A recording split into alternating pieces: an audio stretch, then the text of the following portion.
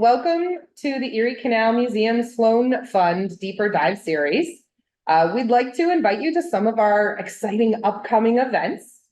On Thursday, May 23rd at noon, there will be a Sloan Fund lunchtime lecture on the Oneida community. Next month's Sloan Fund Deeper Dive will feature researcher, writer, and teacher Judith Wellman, who will speak about the Underground Railroad and the Erie Canal. And that will take place on Wednesday, June 5th at 6 p.m. Following that, on June 20th, the Sloan Fund lunchtime lecture will focus on another strong personality of the suffrage movement, Susan B. Anthony. So you can come in today, you can learn a little bit about Matilda, Joslyn, Gage, and then you can come back and learn a little bit about Susan B. Anthony. And of course, with the summer and the nice weather coming up, we will be kicking off our Beers, Bikes, and Barges series. And these are guided bike tours along prominent areas of the Erie Canal corridor, each one ending with a refreshing drink at a local brewery. Finally, on Saturday, June 1st, the Matilda Joslyn Gage Foundation will be having an open house and yard sale. So after you learn everything about Matilda Joslyn Gage here, you can go and learn even more at the foundation during their open house. Would you be okay if I proceeded with the introductions of the panel? Go ahead. All right, so our first guest this evening is author of Highbridge, Michael Miller. Michael grew up in a village in northern New Jersey that only had a single road passing through it. In that way, his hometown was very much like Fayetteville, New York, the setting for his novel, High Bridge. He feels that he has much in common with the two protagonists, Grover Cleveland and Matilda Joslyn Gage. As a child, like young Cleveland, Michael played baseball as often as he could. He lived for Little League and Babe Ruth League ball until his attention shifted to tennis and ultimate frisbee. Like Matilda, Michael enjoys doing research. He finds it great fun and rewarding to learn why things are the way they are. He tapped his innate curiosity while earning his bachelor's degree in biology and doctorate in biomedical science.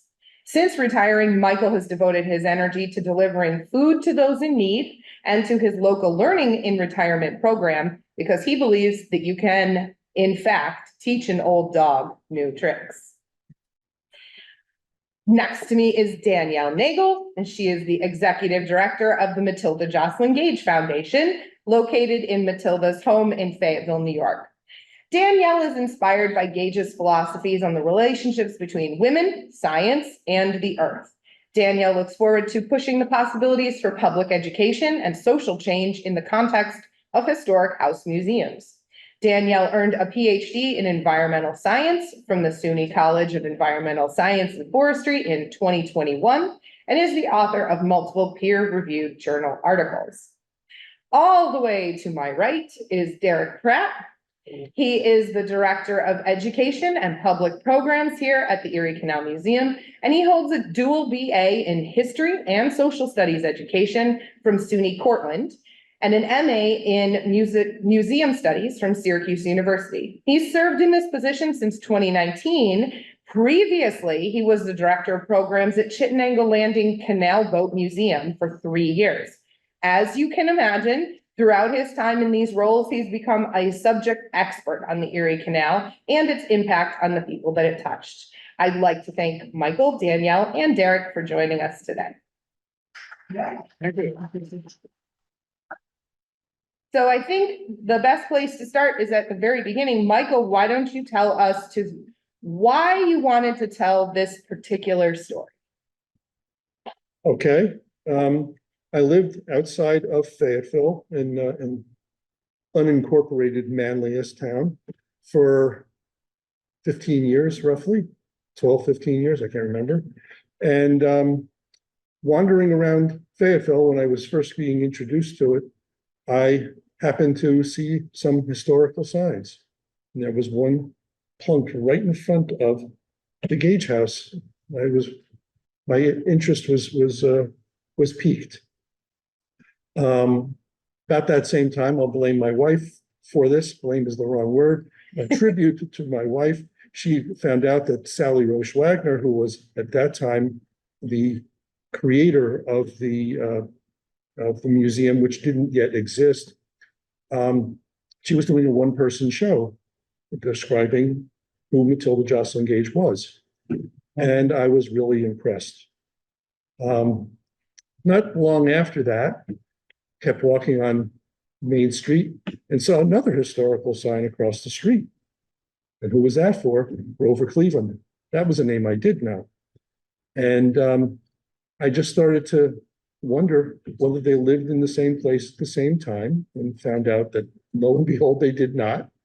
But I figured I'm just going to tuck this away, and maybe I would think that at some point I could force it. And being a fiction writer, I took advantage of that and put them together. So that was the genesis of the story. Why did you choose to turn your story into a crime drama? Oh, okay. Well, after watching Law and Order for how many years? No, not really. I thought that the beginning parts of the story are introducing the people and what drives them and what was important to them and how they lived in this Erie Canal village, Fayetteville, which I guess I should not technically an Erie Canal village, is it? Because it's on the feeder canal, not on the Erie Canal per se. But I thought that one way to kind of unify and pull all of the characters together and have them be able to play off of each other, their needs, their drives, that try and put it into the context of some of the stresses that were going on during the time. And for me, it just seemed like a logical way of manufacturing a way to get people to interact. So it was just a creation of convenience more than anything else. But certainly, there's no reason to believe that any of that part of it existed. And I acknowledge that in a follow-up chapter, what fact or fiction, to let people know what was going on and what was real and what wasn't. So you explained why you got Matilda and why you got Cleveland. Why did you work in the Erie Canal? Oh, the Erie Canal is a character in the whole. Fayetteville really wouldn't have been Fayetteville, I don't think, if it hadn't been for the Erie Canal. It certainly would have existed. It was called Four Corners at one point in its history. So people were living there and they were farming and doing various things. But the Erie Canal kickstarted it, just like so many other villages along the Erie Canal that made upstate New York what it is. I give the Erie Canal a lot of credit for essentially making the United States what it became. And upstate New York just happened to be in the middle of it. And I don't consider it to be Clinton's folly, meaning DeWitt Clinton's folly. I think it was a stroke of genius to do it. So the Erie Canal just became the focus for everything, because I don't think that Fayetteville would have, in 1845 or so, would have been what it was, wouldn't have been attractive to Reverend Cleveland or to later on to the Gages to move to Fayetteville had it not been for the canal. Well, I think that leads us nicely into my next question. Derek, could you tell us a little bit about the section of the canal that would have been near Fayetteville? Sure thing. As I often like to do when I talk about the history of the canal, to understand how it changed New York and the areas it affected, we've got to go back to before there was a canal. So Fayetteville is on the ancestral homelands of the Onondaga Nation of the Haudenosaunee Confederacy. It's first founded, from what I can tell, what became Fayetteville by Euro-American settlers in 1791, Joshua Knowlton and Oregon, not spelled like the state, Eaton, stopped there. It was on the Genesee Turnpike and next to Limestone Creek, which is going to be important later. This is a map here of the Old Erie Canal State Historic Park, the largest preserved section of the original canal that you can find anywhere in the state, running from DeWitt to Rome. And where we're focusing on is right here on this map, the area around Fayetteville. The canal actually would have been completed in this area around 1820. Reports show that by 1824, Fayetteville had 25 houses in it. And by 1840, that had grown significantly. There were 120 houses only 15 years later and 800 residents, boasting 4 taverns, 6 stores, 1 flour mill, 2 sawmills, 1 tannery, and 3 churches, including the one Grover Cleveland's father would preach at. This map's a little confusing, especially if you don't know your canals well, but I'll try to explain it as best I can. This is, as Michael alluded to, Fayetteville is not, the downtown Fayetteville is not on the Erie Canal proper. This is where what is known as the Limestone Feeder Canal intersects with the Erie Canal just outside of town. You can reach there now. There's a great trail along the feeder. Fayetteville became pretty well known for its pretty large wide waters. So you can kind of see the outline. This is the bank of the canal. This is the actual prism of the canal here. You can see the aqueduct crossing over Limestone Creek. That still stands, the enlarged version of it at least, built in 1856. It is 79 feet, 10 inches long and has 3 arches. And then you've got this giant wide water here. What I find particularly notable about the wide waters is right over here on the west side, you have a 2-bay dry dock. There would have been about 40 dry docks all along the canal. As Carrie said, I worked at Chittenango Landing, the only restored dry dock, so I'm a dry dock nerd. These are kind of your mechanic shop for the canal. Bring your boat in, they drain the water out, fix your canal boat. But really, Fayetteville will prosper greatly from this feeder canal. Here we have a picture of the wide waters. There's the aqueduct there in the middle. You can also see kind of the dry docks far in the distance. Really impressive to see how deforested the area is as well. The canal, it's coming. It brought a lot of prosperity to the region. It also had some pretty devastating ecological effects. We have evidence that by sometime in the 1850s, much of central New York is completely deforested, right? Part of that is Fayetteville's biggest first industry, which was producing the limestone necessary to make hydraulic cement, cement that hardened underwater. That's famously, or at least mythically, discovered in my hometown of Chittenango, the better town on the old Erie Canal State Historic Park.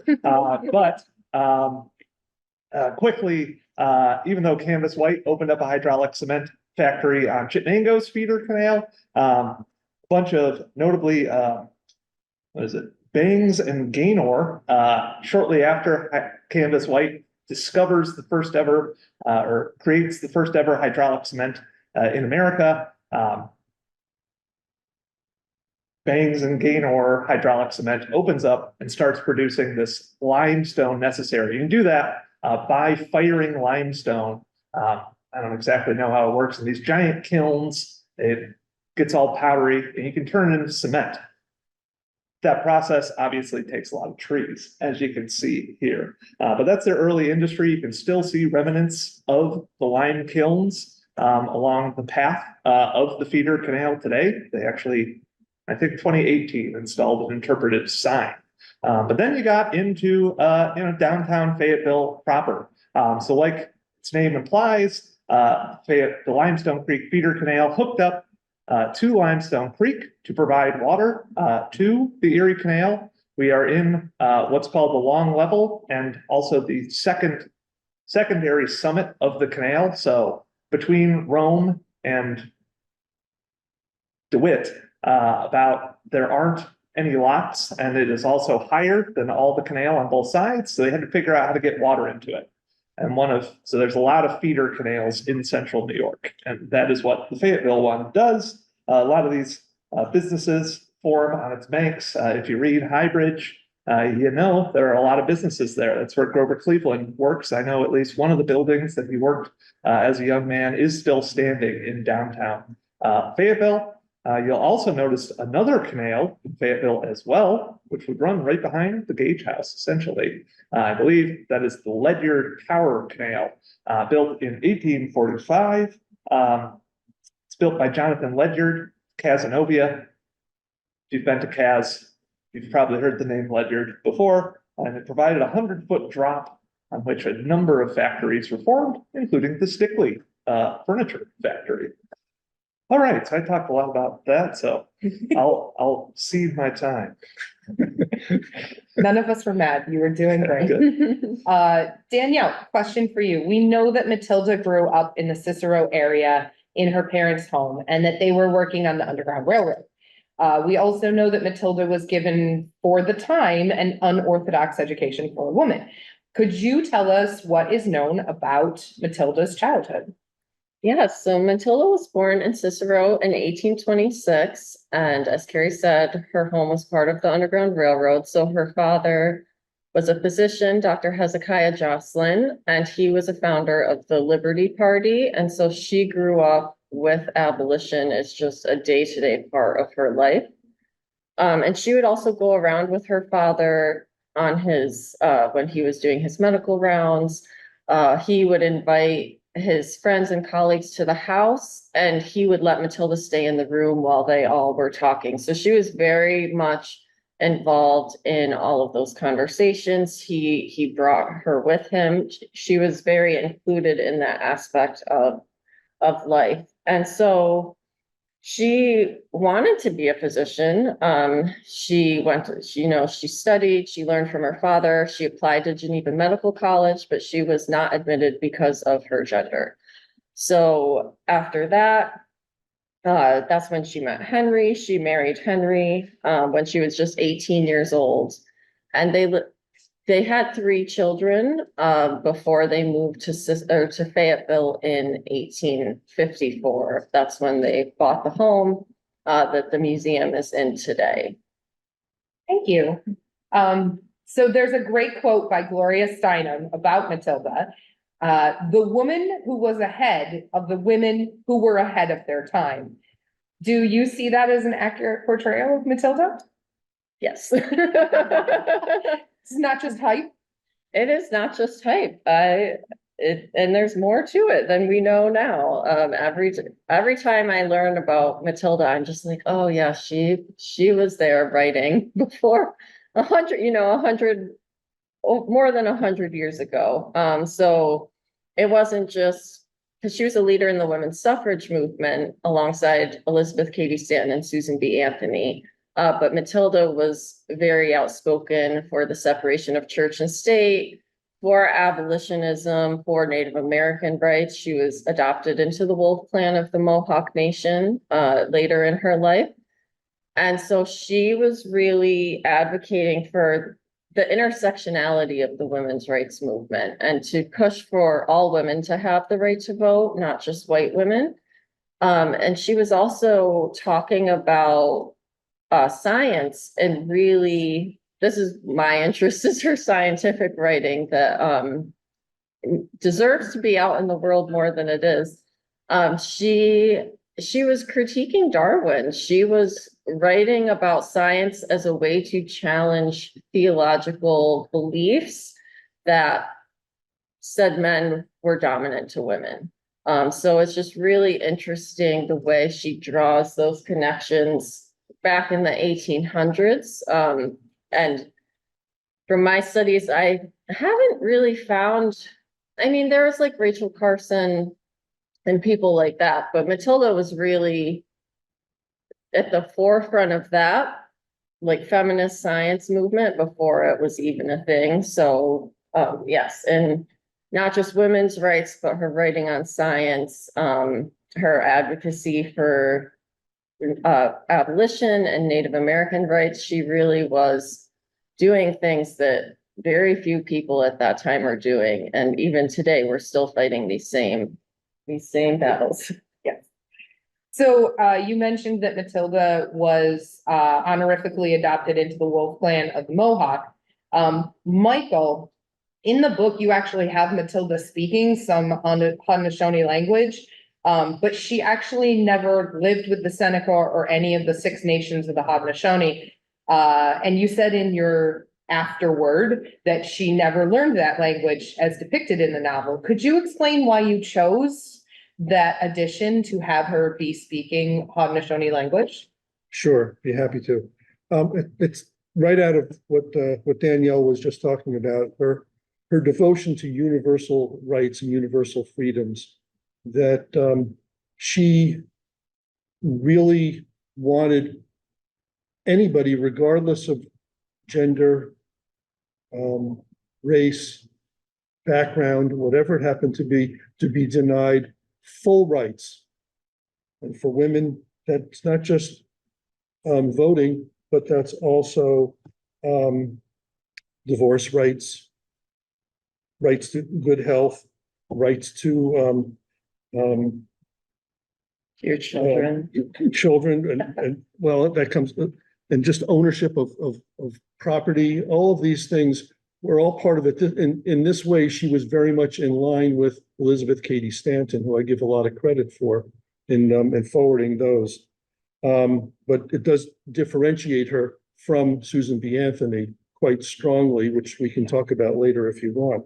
But the reason that I brought that in, it was an easy way for me, as far as the story was concerned, to bring in that universality, that rather than just focusing on Black rights, which was an easy thing to do, the abolition, the Underground Railroad, but it was not so easy to bring in her championing of Native American or indigenous people's rights in there. So I manufactured a character, Sarah, and I had her conversing with her because I put her also as having summers off to go live with people who were in the Native populations in Western New York, just as a mechanism to try and get that aspect of her life to be reflected in the book, which I knew I wouldn't be able to do.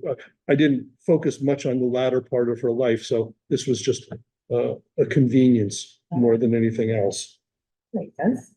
Now, we've kind of talked about that these 2 people never actually, as far as we know, lived in the same place at the same time. So the main part of the story between Matilda and Steve takes place in 1845. And it's unknown where the Gages lived during this time. They moved, as you said, Danielle, they moved into the home that has become the Gage Foundation on the corner of East Genesee Street and Walnut Street in 1854. So almost a decade after this was taking place. And the Clevelands moved into their home on Academy Street in 1841.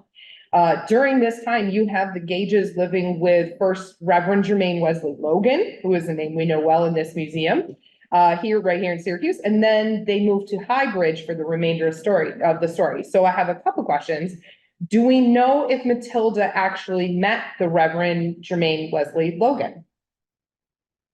You can take that part of it. Go ahead. Sure, yes. I don't know if he was the officiant at their wedding, but he is the one who asked Matilda to open her home in Fayetteville to be part of the Underground Railroad. And she said it was the proudest day of her life. She risked 6 months in prison and what would today be about a $40,000 fine to open her home as part of the Underground Railroad. And that was at Reverend Logan's request. She was more than happy to do that. I think he and her father also worked together. And so he was pretty well connected with the Gage family from what I understand. And to bring it around full circle, while Matilda was being, I don't want to say groomed, but being urged to apply for medical school and at the behest of her father largely. And that was at Geneva Medical School, which ultimately became Syracuse Medical School, that ultimately became Upstate Medical University, part of SUNY. So it's moved around a bit in time. But she was denied, as Danielle said. Interestingly, Sarah Logan, Jermaine's daughter, became one of the first Black women physicians in the country at that same institution a few years later. So it was kind of like a full circle there in its own perturbed or Mobius strip kind of way. So do we know if the Gages ever actually lived in Highbridge? We know that they lived in Manlius. Okay. They did not stay in Syracuse for that entire period between when they, right after they got married, because like 3 days after they got married, they moved into Syracuse. And then in 1854, they lived in that house, which we know well. The only thing I could find anywhere in the literature is reference to them living in Manlius, the town of Manlius. And do we So, know where they lived in Manlius or No. not really? Okay. Not to my knowledge. And Sally didn't seem to know, Danielle's predecessor. So It's a whole new rabbit hole Yeah, of that's, discovery. that, we need to do more research on that period of the it family's would be life. great to do that, but I just don't, I couldn't find anything. Yeah, you mentioned in the book, I know that it's confusing because there's a town of Manlius and a village of Manlius. Right. so- Yeah. Right. Yeah. But I don't think the village of Manlius was ever a place where they lived Okay. that much. so- Because whenever I talk to people in the village of Manlius Historical Association or whatever, they never took any ownership to her living there. So you kind of alluded to that Reverend Logan asked them to open their house as part of the Underground Railroad. So the historical house that you work at every day was part of the Underground Railroad. Yes, yeah. So go visit it. An interesting, quick passing note on one of the characters in the book. Dr. Taylor, or as we know him, Doc, was a real guy, and his name was Dr. William Taylor. Not only was he the leading physician of the county, but he was conspicuous in public affairs and was a founding settler in the Fayetteville and Manlius area. While he might not have risen to the level of fame of these other characters we're talking about, I thought it was important to take a moment to recognize his impact. He served as a U.S. representative to Congress from 1833 to 1839, and he was the town supervisor of Manlius from 1839 to 41, and then from 1843 to 44. Cool tie into the Erie Canal Museum. He was also one of 3 committee members who nominated DeWitt Clinton of Erie Canal fame for presidential election in 1828. Unfortunately, the then Governor Clinton died a few weeks later and was never able to continue with the nomination. And a lot of the members of that party ended up going over to Jackson, which is a whole separate. That's a whole nother story. We're not going into him at all. That's a separate Let thing. me just add a little something Yes, there. absolutely. That he was not the only, Clinton being nominated for the presidency was not the only governor of New York to ultimately be nominated or become president. Yes. Grover Cleveland was certainly one of them, but before that, there was Martin Van Buren, as well as later there was Teddy Roosevelt. So it was almost like there was a tradition of people moving from New York State into the presidency or being considered for that. Teddy Roosevelt was the brains behind the barge canal. So there's another tie-in to the canal as well. It all comes, it's like your Mobius strip of history. I quite like that. I'm going to use that. Danielle, one of the characters who kind of gets short shrift in the book is Henry Gage. He seems to be a little overshadowed by his dynamic wife. Could you tell us a little bit about him? Did he ever finish his training as a lawyer? And did he ever open a practice and become a lawyer?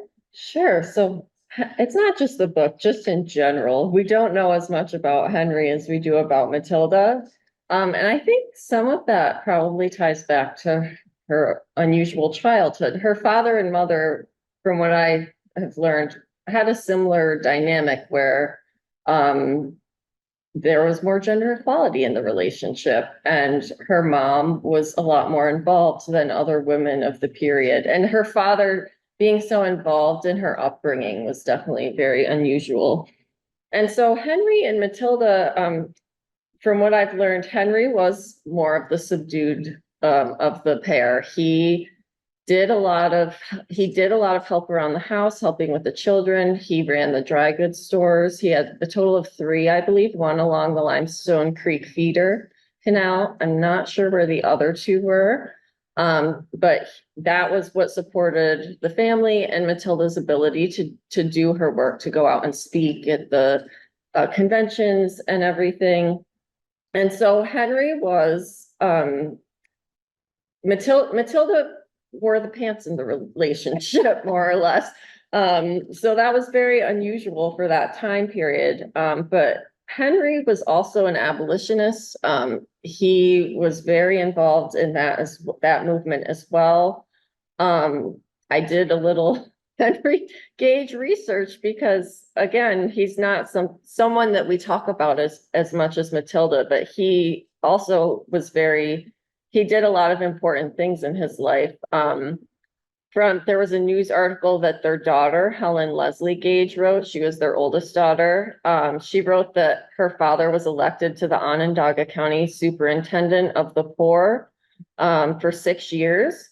And so Helen wrote, during his time in office, thousands of fever-stricken immigrants, victims of the Irish potato famine, saw our shores but to die. So many arrived ill in Syracuse, it became necessary to erect a hospital. And so she goes on to say, Henry quickly had one built in an isolated part of the city. Such was the fear of disease that a mob tore down the building, but he immediately had another one started and moved a patient before it was closed. And so we've had some volunteers in the past do research into that. We still have to do some more digging, but I think this example shows that he was also doing things in the community. He wasn't just an abolitionist, he was also advocating for the poor. And they worked with a lot of Irish immigrants just because they were in Fayetteville. They had Irish servant girls in the house who would help take care of the children, cook, clean. They had a barn, an apple orchard.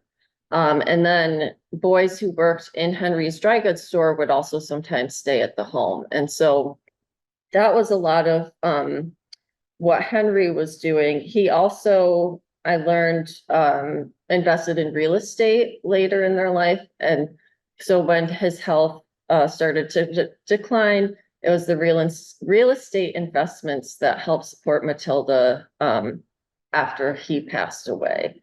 So he was very supportive of her work and did what he could to take care of the family and enable her to go out and speak and write and be the amazing person she was.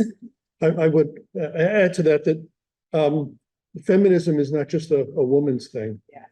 Feminism is a man's thing as well.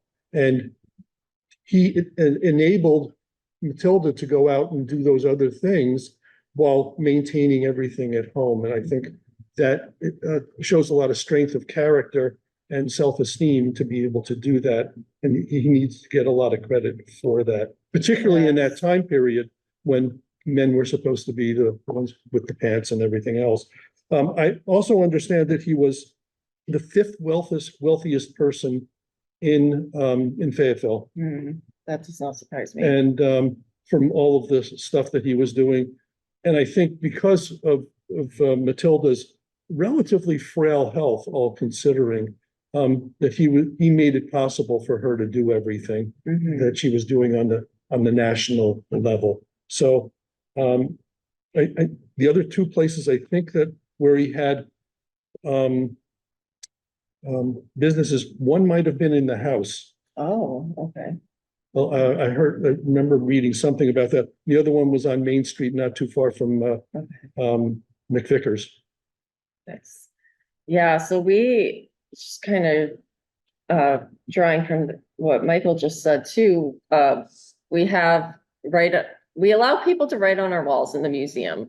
If you haven't been there before, we have like whiteboard spaces where people can come and write on the walls. And so recently we asked the question, how is the matriarchy still alive today? Because Matilda was very much talking about matriarchal systems and governance because of the influence of the Haudenosaunee. And someone wrote on the wall, men supporting women, like Matilda's father, her husband, who were enabling her to do that work, that is a way the matriarchy has survived. And so we really are trying, Matilda was fighting for gender balance, for equality. And so I think her family dynamic shows how that played out in her life. And it, Another perception, sorry, going to Wizard of Oz, which we were talking about Yes. earlier. Both Henry and Matilda are portrayed by L. Frank Baum, Matilda's son-in-law, in The Wizard of Oz. Henry as Uncle Henry and Matilda as Auntie M. So look at the characters that are portrayed in the movie, which is relatively close to the way it is in the book. That Uncle Henry's kind of just there and as support and there, and Auntie M is the one that is running the show. That's Example. probably the way it was in their family. yes. Matilda was the disciplinarian, I heard. Does that mean that Henry was the fun guy? Probably. Probably. You need the yin and the yang, you know, you gotta even it out. So one of the Derek, main, you Oh, want- I was gonna, Go ahead. something you brought up, that's made me think, since we're talking about Henry Gage, so being pretty wealthy and everything. So one of the big blind spots of this era of the women's rights movement is, of course, working class women. And like, I was wondering, do we know anything about Matilda Joslyn Gage's views on the working class, the burgeoning like labor rights movement at the time and stuff? Or? There's a chapter in her book, Woman, Church and State, called Women and Work. And that is the chapter where I've seen the most. And I'm trying to remember specifically what she's writing about. I don't remember any comments about Marxism. She does have some in your book.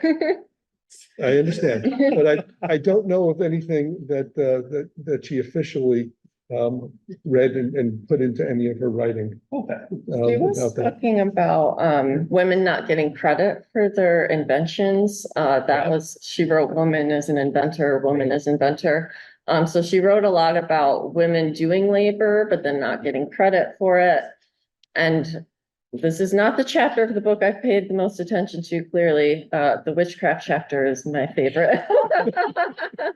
But yeah, she was talking about just the labor women had to do, how difficult it was, how it showed their physical abilities to be able to do this work. And so what I've seen in her writing about that topic is just trying to give women credit, to show that women are equally able to do the same things that men of that time were able to do. There is a phrase called the Matilda effect. Yes. Yes. And the Matilda, I can't remember who came up with it offhand, but I'm sorry? No, it wasn't Henry. But it was, the idea is that women don't get credit for the work that they contribute to the men's careers or men's inventions, men's accomplishments. An easy example of that is Einstein's wife, who was probably just as formative of the relativity theories as Einstein was. Maria doesn't get any credit. Now, that said, and there are many other examples, too many. But on the other side, I'll say that it's not just, it should not just be restricted to women not getting credit because of women, because of their male counterpart. There are women who are in collaboration with other women who don't get credit. And I think that's why Matilda didn't get credit for so many years, and Gloria Steinem only found out about her later on because her accomplishments were buried by Susan B. Anthony. So that's a woman taking credit for other person's work. So there's the Matilda effect broader. I don't. you looked it up, did you find out who did? Margaret Rossiter That's it. in the 1990s. Yeah, so Yeah. she's the one who coined the Matilda effect Thank you. phrase. And now there's an organization, I think in Spain or Portugal, about the Matilda Really? effect. So yes, Wow. it has international reach now, and a lot of people have written about it. And we've had folks in the museum say, like you were saying, that it's broader than just women being written out of history. It can even be applied to aspects of history that get written out. Just this idea that we don't have the complete picture of what happened historically. Absolutely. So one of the main themes of the story, and this is my last sort of aspect to speak about this evening, and then we'll open up to audience questions. One of the main themes of the story is the systemic racism that created a world where it was acceptable to blame a crime on a person of color simply because they lived in the area. Although slavery had been illegal in New York since 1827, it was still causing problems in our area, even in the time of your book. Derek, we know that the Fugitive Slave Act caused a lot of problems here in upstate New York. Could you tell us a little bit about what was happening in Syracuse and the surrounding area during this time? Because I know that we have some great stories from this area as well. Yeah, sure. Spoiler alert, with the picture here, but, after the canal opens, abolition starts to really bloom along its banks. You know, you've got thousands of people moving up and down the waterway, spreading new ideas, et cetera, interacting with these new ideas in ways they never had before. So an abolition movement starts to grow almost immediately from what we can find. Just to go back to one of the earlier questions about did the Gages and Logans know each other? I would assume so. It's a pretty small abolitionist community from what we can find in the record kind of in central New York. That's a big myth we kind of try to bust in our Pathways of Resistance walking tour here at the museum, that like after slavery is abolished in New York, everyone in New York is suddenly an abolitionist. That's very much not true. Abolition is a minority opinion for all the way through the Civil War, pretty much in New York, largely. The Civil War kind of starts to change that. But over the decades, the movement grew with people like Reverend Logan. We like to talk about Reverend Thomas James here, who founded the Syracuse AME Zion Church, who was himself enslaved in the canal town of Canajoharie before following the route of the canal to freedom, before coming back to work on the canal, before becoming an AME Zion Church minister. There was a decent Black community, especially on the east side of Syracuse, where the Logans and many other Black individuals lived, many of whom had escaped slavery and were living openly, in many cases, as freedom seekers. But anyway, things start to really change, though, in terms of public kind of perceptions on abolition and slavery with the passage in 1850 of the Fugitive Slave Act, signed by another New York State president, Millard Fillmore of Buffalo. So luckily, Grover Cleveland sort of erased that stain on Buffalo's presidential past. But then Buffalo killed another president. Buffalo, mixed town for being a president. Yeah. But anyway, the Fugitive Slave Act of 1850 is passed after the Mexican-American War. It's part of a larger compromise deal. And this is a pretty draconian bill. It forces pretty much everyone to become complicit in returning freedom seekers or fugitive slaves back to the South, right? And people who had for a while been able to pretend that slavery was just a Southern issue no longer could. Almost immediately afterwards, a vigilance committee is formed at Syracuse City Hall by some of the more prominent residents of Syracuse. And these vigilance committees are kind of your local chapter of the Underground Railroad, if you will. They provide aid in all of its various forms to freedom seekers. A lot of folks who had been living in the North head farther to the more permanent safety and assured safety of Canada.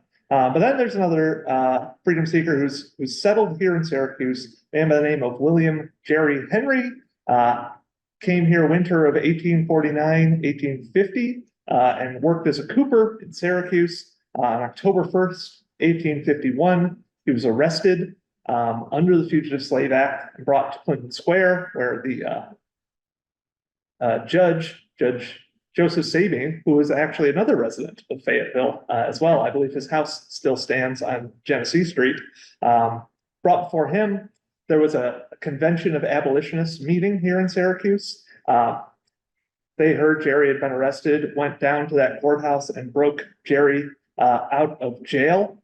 Judge Sabine later in life would say that he planned on releasing Jerry, which is all good to say. 30 years later, when everyone agrees it's a universally good thing that slavery is bad. But I won't get into Judge Sabine's motivations. But he didn't have to make that decision because the mob breaks Jerry out. However, he's captured again. A lot of accounts say crossing over a canal bridge and brought back to Clinton Square, where the town jail was, where about 2,000 to 3,000 local abolitionists would gather. So you can see by this point, this has grown into a pretty substantial movement in central New York, demanding Jerry's release. Eventually, they would take Jerry's release, right? Assaulting the jail. One of the two federal agents would jump out of the window into the canal, breaking his arm. So sad for him. The other would push Jerry out to the crowd. Jerry would spend about another month in Syracuse, going to different Underground Railroad safe houses in the community before heading up to Oswego and then reaching safety in Kingston, Ontario. So yeah, that's how we see the Fugitive Slave Act. It's this huge moment where folks along the canal corridor kind of show that they will not stand for this unjust law, and it really helps to advance the cause of abolition in the area. Jerry Rescue Day celebrations are huge for the next several years in Syracuse. And then you can also see here in this photo of Clinton Square, so the canal right where this water is, the other side of the bank, what it's also ultimately going to result in the Civil War. Onondaga County will play a pretty big part in that monument is dedicated to everyone who served in the Civil War. I believe it's around 12,000 Onondaga Countians, many of them Black. Jermaine Wesley Logan and Frederick Douglass will actually speak here twice in March of 1863, recruiting people to the 54th Massachusetts Regiment, the first Black combat unit made famous by the movie Glory. And we actually did research on that, found that I believe it is 14 Black individuals who worked on or next to the canal enlisted in just that regiment alone. So you can see the canal is also a pretty diverse place at the time as well, just based on those numbers alone. So hope I answered that question. Yeah, that was great. Thank you. Are there any questions from the audience here or on the Zoom call? Do we know where William came from and how Yeah, he originally was born enslaved in Missouri, we believe. How he got to Syracuse is not fully known. Yeah, but interesting thing, he originally worked in the cabinet shop of Charles Williston, I believe it was, who eventually became mayor of Syracuse. And the workers in that shop threatened to quit rather than work with a Black man. And Williston, who was an abolitionist, said, okay, then quit. And none of them did. So he called their bluff and they ended up working with Jerry. But then he left the cabinet factory to become a cooper, which was apparently a better job.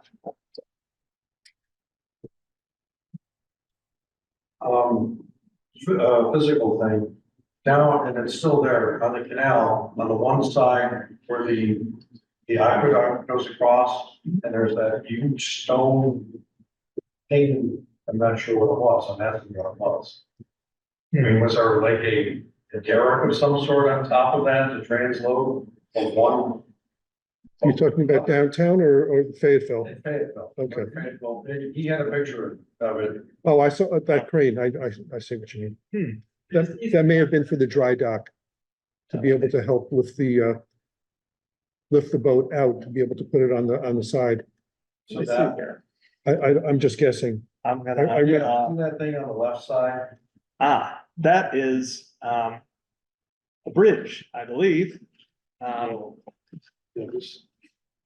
Yeah, so let's bring it all the way up. I'll make sure everyone can I see think it. that's still there, isn't it? Yeah, Yeah, so that's a bridge. Those are bridge abutments. You can see the bridge in the photo here. Okay, 'cause on the other side, there's not one there presently. Yeah, they probably tossed that out. A lot of, I was talking to someone just the other day, a lot of, when they closed down this section of the canal, it's a great source of stone for all the locals, in the area. So a lot of, the old canal got looted, for various things. I don't know when they, took out the aqueduct of, most of the aqueduct's channel. That might have also been when they got rid of it or something, but yes, that is, So that was a bridge above. yes, I always a high wondered bridge. what that. That's not what the hybrid was. Yeah. I always wondered what that was, riding your bike up and down. Yeah, This one, Yeah, it's just on one side and it's like, I mean, there's no foundation to see it, is there something to, as a crane to transload from one boat to another or what? Maybe it's where the train trestle was for the railroad to cross.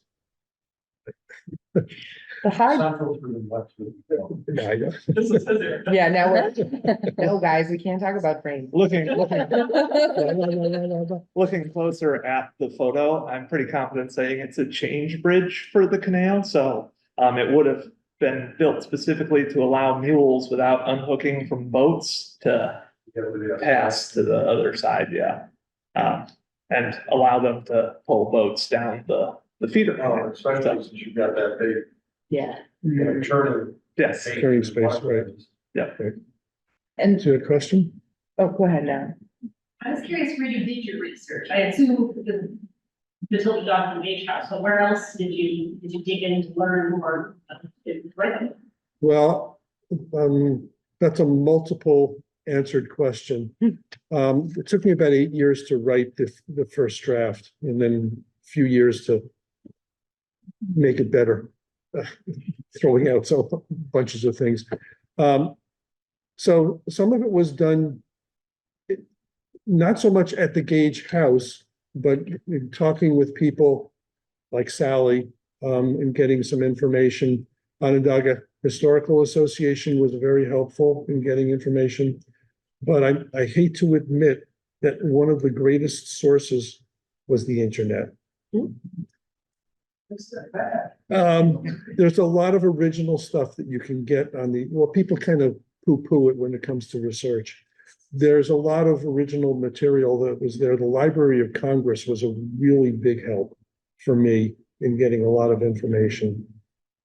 So when COVID came around and I was starting to finish things up and make sure things were accurate and check my data, the internet was a great source of information. So was there really a community notice library?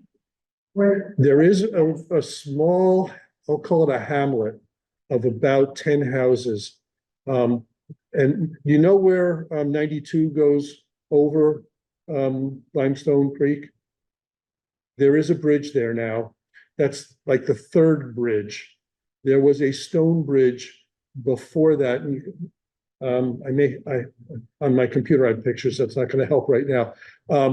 And before that, there was a wooden bridge that went over Limestone Creek, right where 92 crosses.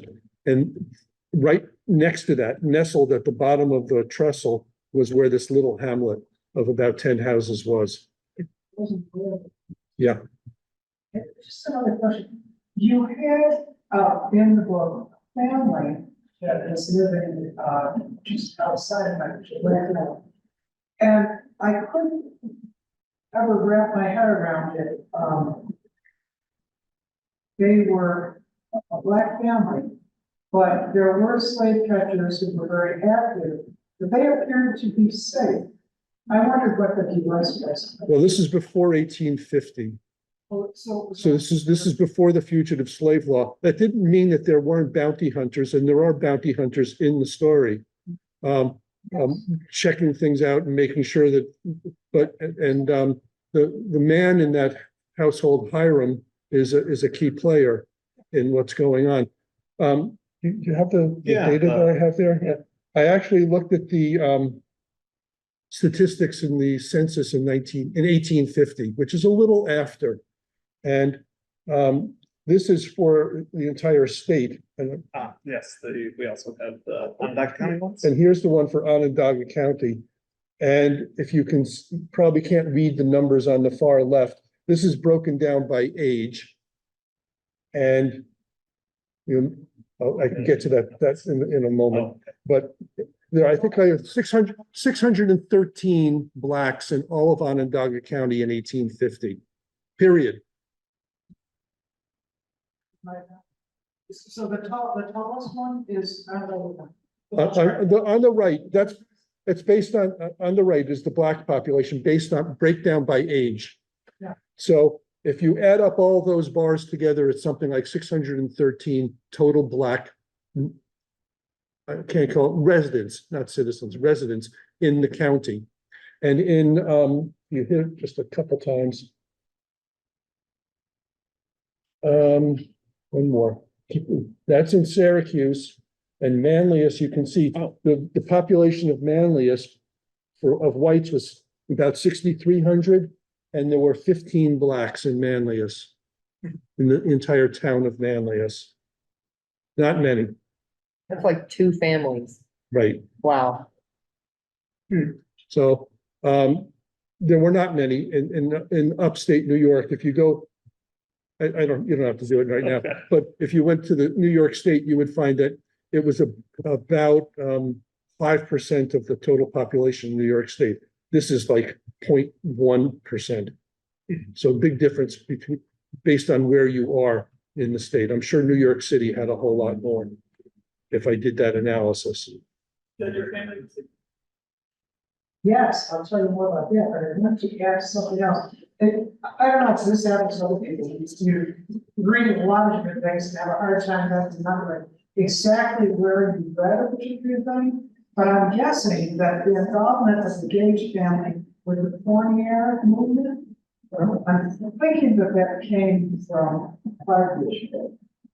From my book? Yeah. I know of the Fournier movement a little bit.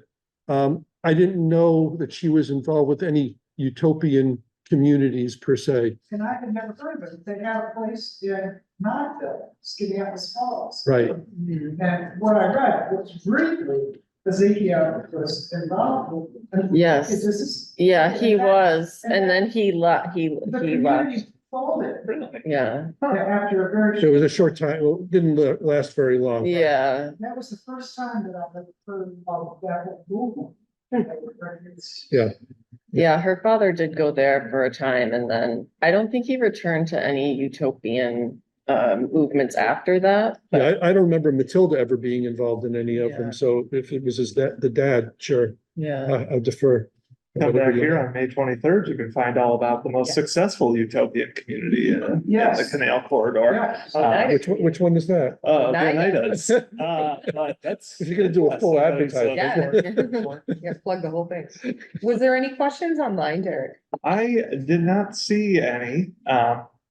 We did have someone in Skinneapolis though, so Nice. we'll learn more about the perfectionist utopia near your house. So are there any other questions? You guys talk a lot about Matilda, you didn't talk very much about Grove.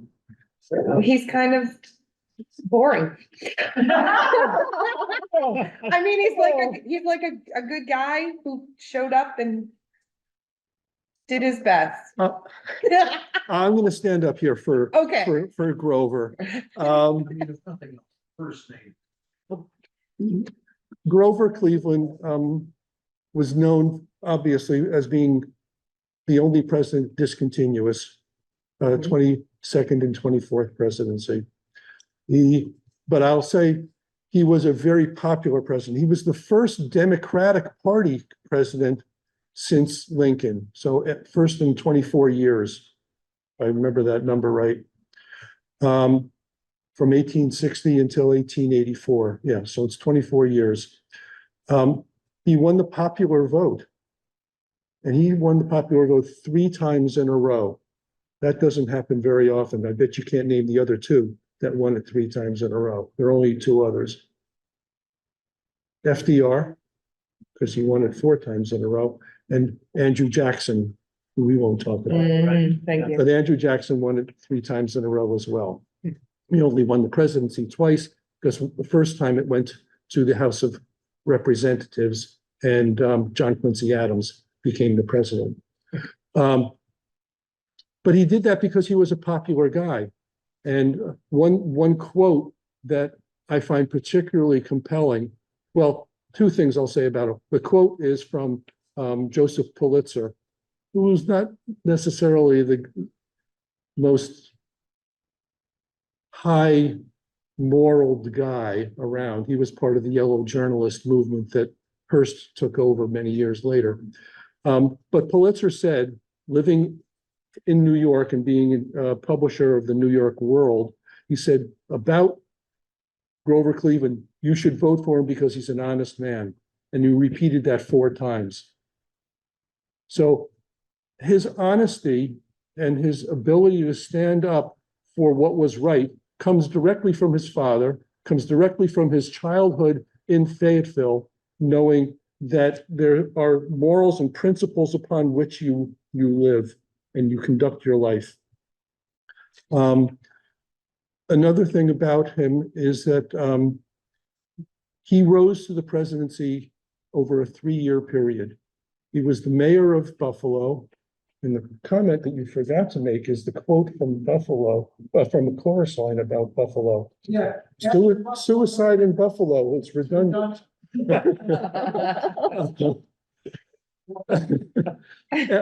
But he was the mayor of Buffalo. He then became the governor. And within 2 years after becoming governor, he was the president. So in 3 years, he moved from the mayor of Buffalo to being the president of the United States because of his honesty. So there's a lot to be said for him.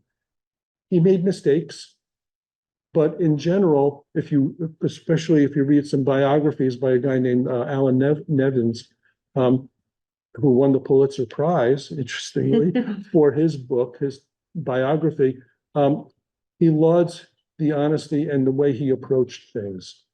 Last thing I'll say about Grover, I can go on if you want, but the last thing I'll say about him is he did not want to get involved as president in foreign politics, in foreign policy very much. But he got drawn into the independence or the annexation issue of Hawaii. There were a number of countries that were trying to take over Hawaii. If I remember right, Germany and Russia and I don't know, maybe Denmark. I can't remember what they were. He staunchly said they should be able to determine their own destiny on their own. It should not be a foreign power that comes in to take over Hawaii. And to this day, every year on his birthday, a representative from Hawaii comes to celebrate his presidency in Princeton at his gravestone because they revere that stance so much. Is there a museum to him somewhere? There is a birthplace in Caldwell, New Jersey. He lived there for his first 4 years. He was born in 1837 and then moved to Fayetteville in 1841. He doesn't associate himself with Caldwell because he was unconscious for all intents and purposes before that. But he really identified with Fayetteville and thought that it gave him all of the integrity and the foundation that he needed to be as an adult. So there's lots more to talk about Grover Cleveland, but he was a really upstanding man. In Matilda's eyes, they didn't necessarily agree. He was not for women's vote, neither was his wife. But they largely agreed to disagree, and they did meet each other once. The beginning of the book, I have them meeting each other, and that's a true story that they did meet each other in the presidential executive mansion, which we now know as the White House. Cleveland also has one of New York State's official tugboats is named the Governor of Cleveland. So on the barge canal. Him and Teddy Roosevelt get that honor. The state. You know where Henry Gage was from? Cicero. He was also from Cicero. So he and Matilda were neighbors. Yeah, they grew Kind up of. fairly close to each other, and that's how they met. Do you have a child that made him aware of equality? I don't know. His house was an Underground Railroad stop. His father got ill or some calamity. I think he fell off, he had a fall. And then he and his brother Ichabod had to take over the store. That was at a relatively young age. I think he was in his mid-teens to young 20s where he had to do that. And then he married Matilda, and the rest is history, so to speak. I just wanted to, I know you're gonna want to finish, but, do you do something else besides writing, right? You have another career. I had another career. I am now retired. Yeah, As educator?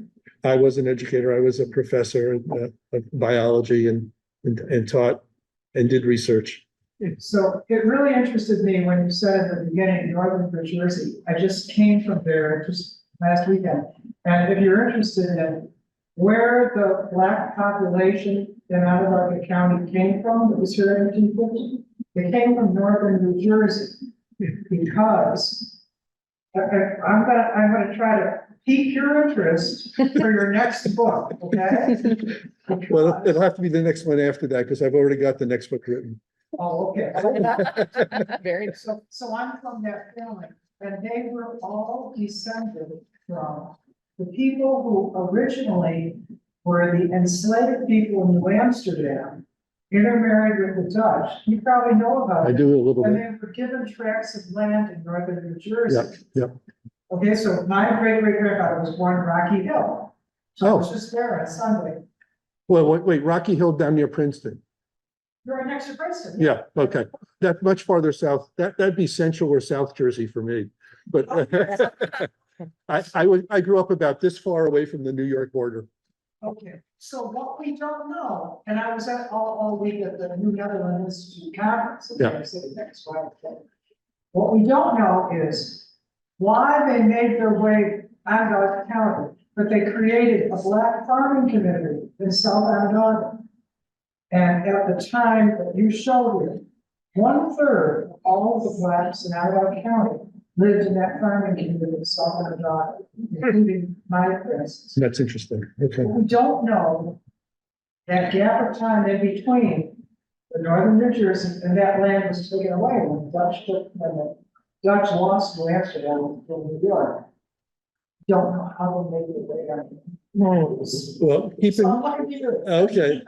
in mind that portion of what everybody agrees is South Jersey is below the Mason-Dixon line. And there was a lot of slavery. I don't say that just lightly. There was a lot of slavery in the southern portion of New Jersey. New Jersey was kind of a skitsy kind of a state. Yeah. So it could be that they were trying to get away from that threat. I'm They curious. were freedom. Yeah, sometimes that doesn't make any difference because you were still under threat. You didn't wear a sign or you didn't have any tattoos that said you were free. Yeah, yeah. Sure. I'm curious, do you know what time period that was that they were in this farming community? That they're in northern New Jersey. No, in Onondaga County. Southern Well, Onondaga. in the 1800s, our great-great-grandfather, Benjamin Bateman, bought the farm in South Onondaga in about 1820. Had the four parents and so on. Okay. He was born in 1797 down near Canal, Erie, Stone Arabian. That was another thing. I was interested when you said the founder of the Erie Zion Church had been looking at a part of the canal. Yes. That's where they were from, Stone Arabian. Yeah, from New Jersey, Stone Arabia, Long Rail. South Arabia. We don't know. Interesting. Fill that void with Yeah. fiction. I was gonna say, And all those farms are now gone. But the last one, my great grandfather, Oliver Ravens farm, is now owned by the Annabelle Nation. It was the farm that they operate on their devoted Interesting. seeds of, grains, the seeds, they see their farm. Very interesting. I love going to these talks because I just get a list of more things to go research. It is my favorite. You're Just, never really done. you're never done. And that's the great part about history, that Mobius strip. You just have to keep connecting it, right? Adding more to it. Well, I want to thank you for everyone who came in person. I want to thank everyone who is on the Zoom. Thank you for hanging with us for an extra 13 minutes. I want to especially thank Derek and Michael and Danielle for coming and speaking on their specialties tonight. Let's give them a round of applause.